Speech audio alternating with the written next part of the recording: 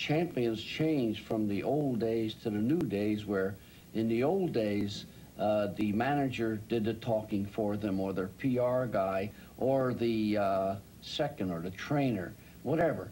But it changed because today's champion has to be acquit himself well outside of his profession as well as in his profession, because you got to be good from both ends, because today's media demands to talk to the star. Oddly enough, the fellow that converted that was Muhammad Ali, because he was the most available superstar of our era. Not since Jack Johnson has professional boxing seen as colorful or controversial a figure as Muhammad Ali. Cassius Marcellus Clay, a big, beautiful, black and sassy champion from Louisville, Kentucky, turns pro after bringing home the Olympic gold in 1960. Nameless are the casualties caught in the path of this gloved warrior until he meets the ageless Archie Moore, his first ring opponent of note. Clay defeats the former champion in November 1962. Well, he has such great reflexes, great, see, the coordination of the legs and the hands are very important, as you know, with a fighter. Well, Muhammad had that quickness. He had much more than that going for him, the ability to bounce, the in and out movement, the side to side. For a big fella, that was unheard of. A guy that can go both forward, back, side, slide, glide, never lose your pride, and all that kind of stuff. Because Muhammad had that. Great balance, great fighter. He's the greatest heavyweight I've ever seen.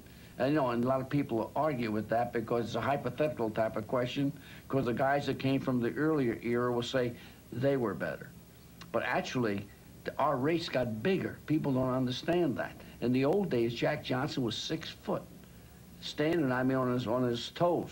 Muhammad was 6'3", 215. So Muhammad was the beginning of super heavyweight, but a great balanced heavyweight. But the thing was, big people now are so well coordinated.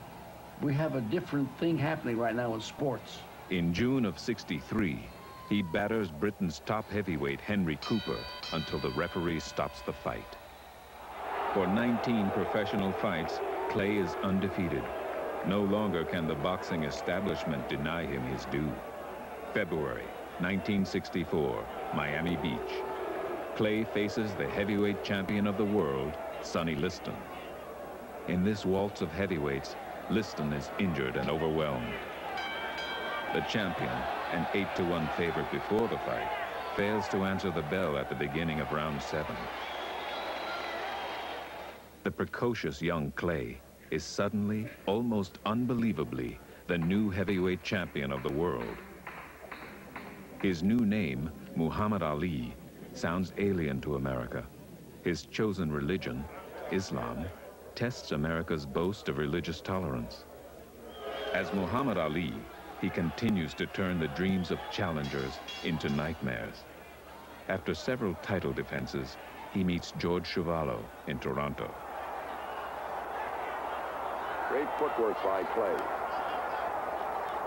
Many of the experts say, look at this, he's exposing himself to Chuvalo's punch. And Clay was telling him to hit harder.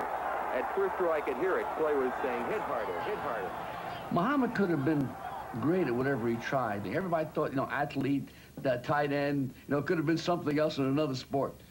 Muhammad told Jim Brown, they were very close, very friendly, that Jim Brown said, I wouldn't do what you do. He said, I wouldn't do what you do. He said, you got 11 guys trying to nail you. I only got to worry about the one guy in front of me.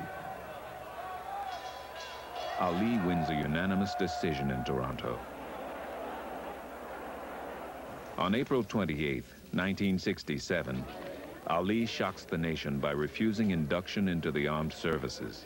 The Vietnam War has divided the nation, but some athletes speak up in support of the stand the champion has taken. I called about 20-some athletes. Kareem was one of them, Bobby Mitchell, Willie Davis, and we all met in my office in Cleveland, which was a Black Economic Union.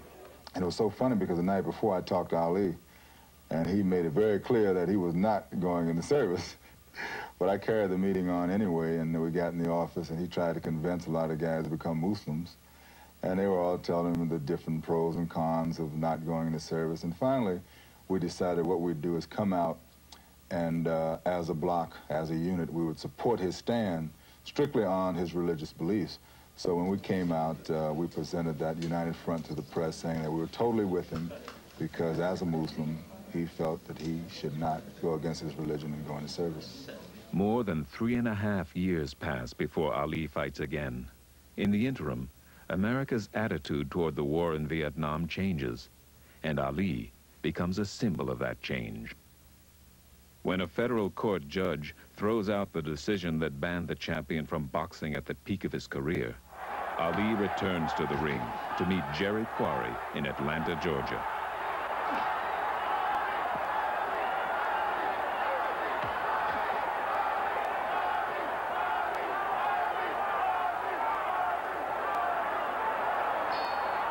With Quarry bleeding from cuts under his eye, his trainer signals the referee to stop the fight. Muhammad Ali goes on to become the first 3-time heavyweight champion of the world.